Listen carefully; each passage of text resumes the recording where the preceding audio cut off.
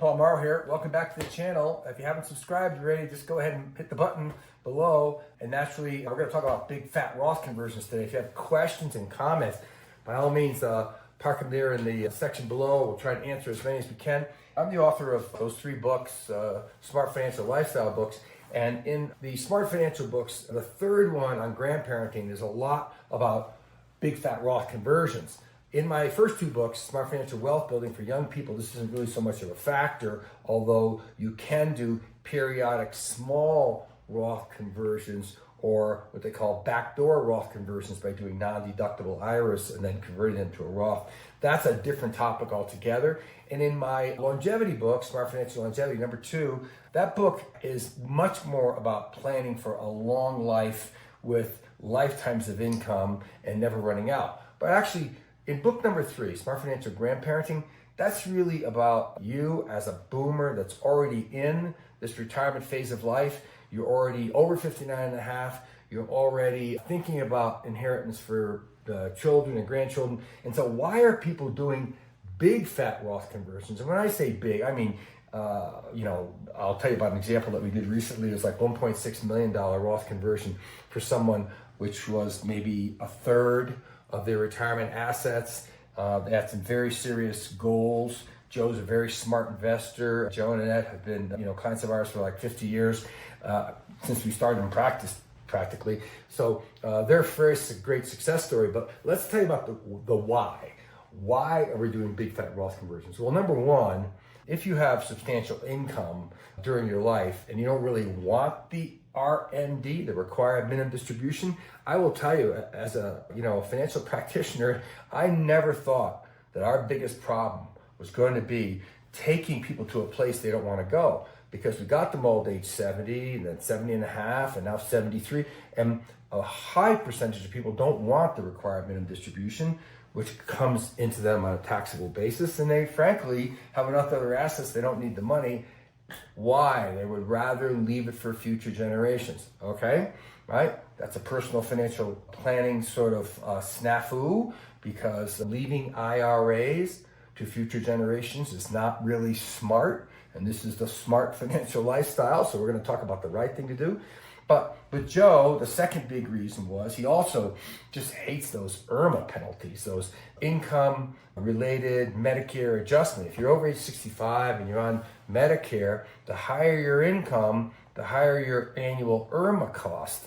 And IRMAA is essentially like a tax penalty on super savers, and it can be very substantial. In his case, he and his wife were both paying about $600 a month, so you're talking like $24,000 a year, right, of penalties. So that's a lot of IRMAA penalties, It can be as much as $7,000 a person or $14,000 a year, excuse me. So let's go to the next reason. He has a lot of grandchildren, and he really likes their grandchildren, and he wants to leave them his money, but he didn't want to leave them his tax bill. Because keep in mind, those of us that were in the retirement business in 1974, when ERISA was passed, ERISA, those of us that are real practitioners, we thought this was the greatest thing in the world.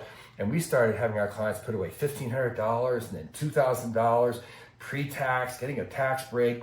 However, I don't know that we really understood the long-term ramifications of this. And frankly, I'm going to let every financial advisor off the hook that was in my generation who were in practice 50 years ago. We had no idea what the back end story was going to be. But the back end story is that all these tax deferred dollars are coming due, and Uncle Sam wants their money, and there is no great break for getting older. I mean, we'll talk about this little $6,000 extra exemption, personal exemption they passed, but these are chicken feed things, because IRAs and 401ks have become the #1 saving vehicle in America when corporations started killing off pensions. That was all part of sort of a scheme that was called the Employee Retirement Income Security Act that created 401A, B, C, D, K, IRAs, and all that. So the shift now is to have super pre-tax savings.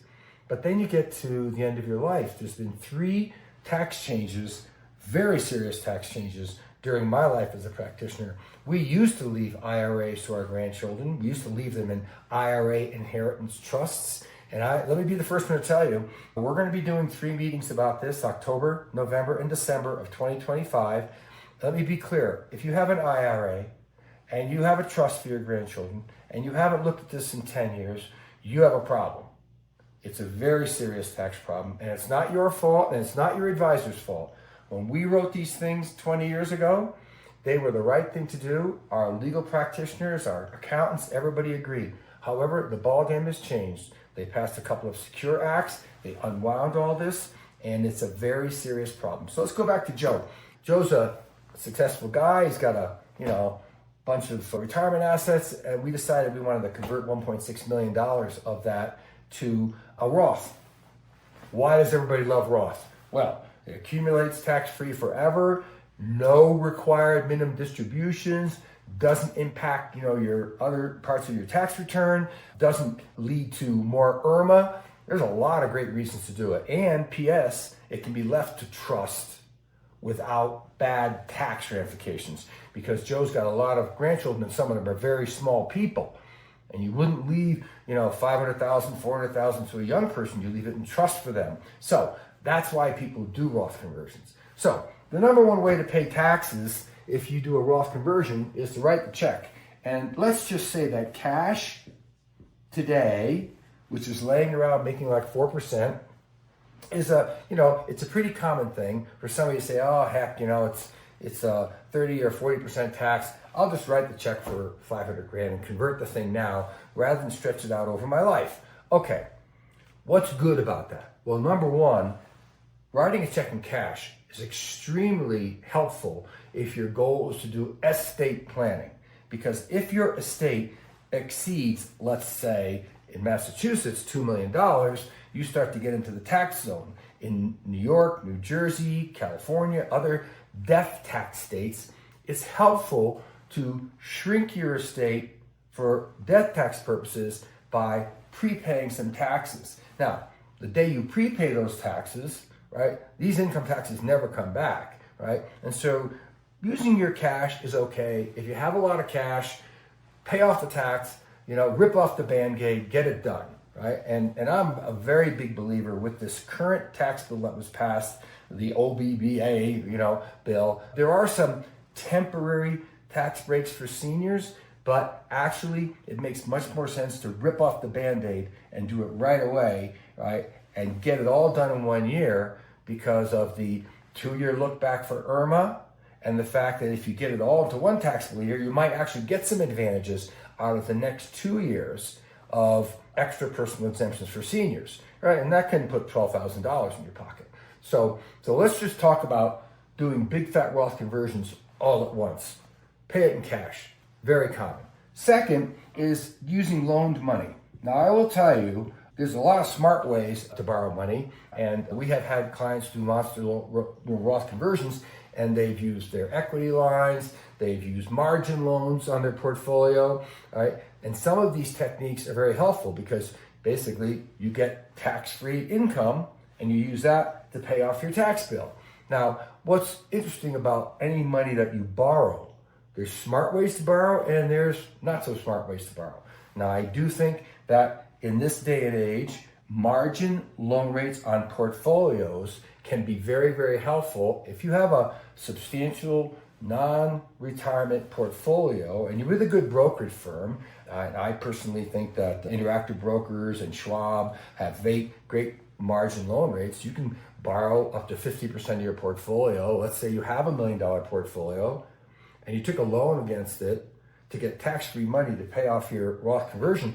Well, that means you keep your stocks and they keep paying you your dividend. So if your margin loan rate is 8% and your portfolio is paying you 10%, essentially the portfolio earnings are paying for the loan, right? And that is how actually a lot of wealthy people access pre-tax money, right? Money that they don't pay taxes on. So it doesn't work for everybody, but loaned money to pay a tax bill is a very constructive type of thing because, you don't want to leave a tax bill unpaid.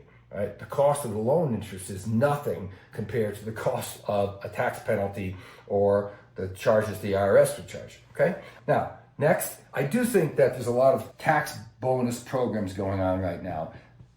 And when I say tax bonus programs, you're going to hear the ads from Robinhood, Public, Salmons Corporation. These are all, investment firms. And they want you to take your money and to put it into their investment house for some period of time, and they will pay you 1, 2, 3, even as much as 20% to make that deposit. So imagine if you converted a $1.6 million IRA to a Roth, and they could give you as much as $320,000 against your $500,000 tax bill.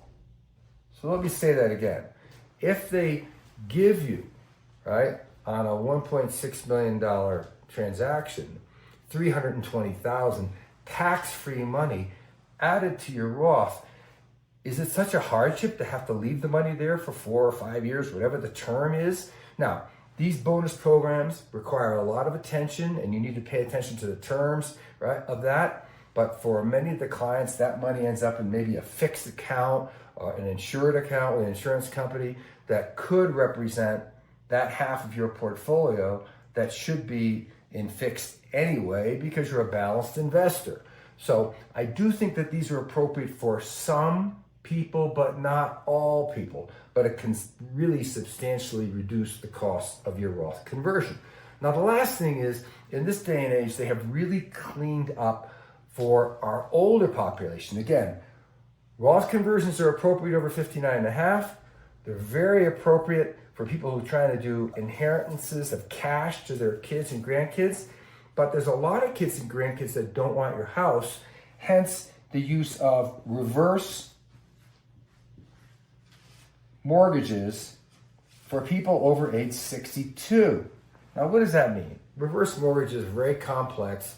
You have to meet with and take the advice of your lawyer and your personal financial advisor about this. But if you have a home and it's got a lot of equity in it, and your desire is to access some of that equity without getting a monthly payment of any kind, you could be a reverse mortgage candidate because the house is going to be expendable anyway, right?